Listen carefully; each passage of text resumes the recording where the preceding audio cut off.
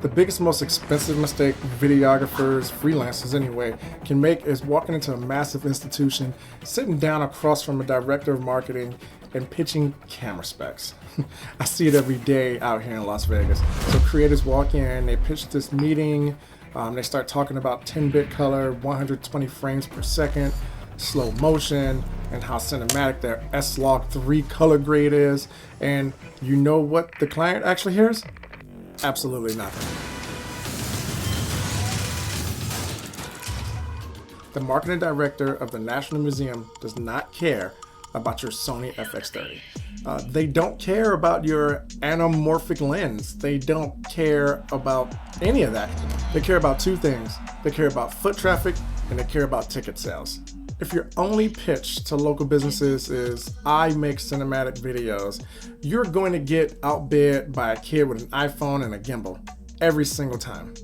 Recently, KP had an incredible opportunity to produce an official commercial for the National Atomic Testing Museum right here in Las Vegas. We didn't land that contract by having the most expensive camera in the city. We landed it because we pitched a comprehensive digital marketing strategy. Today, I'm pulling back the curtain on the exact B2B strategy that we actually used. I'm going to break down how to stop selling videos and start selling return on investment. The technical shot breakdown is coming up in the next video, but for today, we're going to be talking about purely business. Let's get to work. Let's strip away all the fluff and talk about the psychology of high-ticket commercial sales. So when a massive entity like the Atomic Museum want to hire you as a production company, they aren't looking to buy art, right? They're looking to solve a problem. Usually that problem is awareness, demographic shifting, or directly driving revenue. If you create a stunning Hollywood level commercial, but you have zero strategy on how that video is going to be deployed in the right audience, you have failed your client. Producing a cinematic commercial without the distribution or marketing strategy is like paying $100,000 to design the most beautiful billboard in the world, and then it's locked in your basement. It looks great, but no one is going to see it, and it will generate $0. At KP, we operate as digital marketing specialists first and videographers second. The video is just a mechanism. The strategy is the engine. So before we touched the camera and packed a single battery for the museum shoot, we spent weeks and weeks in pre-production and strategy phase. We had to define the exact target demographic. Las Vegas is a unique market, as everybody knows. We have millions of tourists walking the strip, looking for unique experiences off of the casino floor, but you also have a massive local population, educational groups and history buffs as well, like me. If you're trying to make one commercial that appeals to all of them at the same time, you end up appealing to no one. We had to sit down and build a very specific avatar of who this commercial actually speaks to.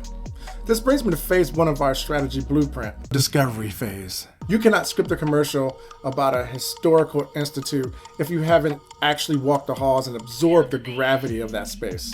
When I first walked into the Atomic Museum, I said to myself, wow, I'm about to shoot this place. And they gave me a guy that will walk with me basically through everything. Actually, at the time, he had no idea that I was going to be the videographer, but they knew that I was going to be coming. So the welcoming party was waiting for me. And when I got there, they kind of gave me the actual tour that, the tourists sit through. I sat in the theater, I watched everything about it. Then they took me through, different halls, showed me different exhibits. And that's how I started to, scout places that I really wanted to set my camera up, where the perfect lighting was. How could I get a nice bokeh effect on that hallway? It was a tube hallway. It was perfect. Those were the things that I was looking for when I was thinking, walking through the environment. After watching the movie and seeing what the actual workers went through, the one thing I started to notice is how can I tell the story of not just the atomic age that we had here in the United States, but the people that was actually on the ground, right? And the irony is that particular day that I went, there was a guy that actually used to work the mines and he agreed to shoot with me. So that was actually really perfect to shape the story because he was literally down there in the mines. That walkthrough dictated everything. It proved that this wasn't going to be a bright, cheerful, fast-paced vlog-style edit. The strategy required gravity. It required cinematic approach that honored their incredible history of the atomic age while still kind of, engaging enough to stop someone from scrolling past it on their phone. Once we had the vibe and the target audience locked in, we moved to phase 2, the creative brief. An amateur sends a client an email that says, "Hey, I'd love to come and shoot a cool video for you for $2,000. The agency delivers a structured creative brief, like the objective, the tone, the visual style, the delivery, right? The ROI mechanism. Our brief outlined exactly how we were going to visually translate the draw of the atomic age. We established a mood board focused on stark contrast, harsh shadows, the toxic and cinematic atomic glow, but more importantly, we mapped out the deliverables.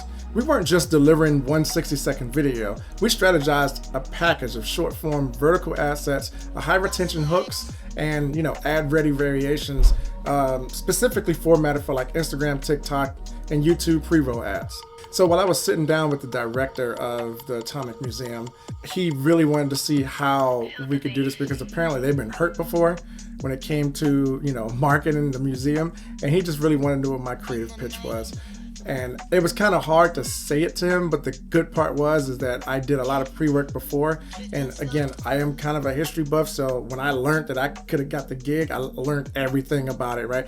And I went to go see that movie, Oppenheimer.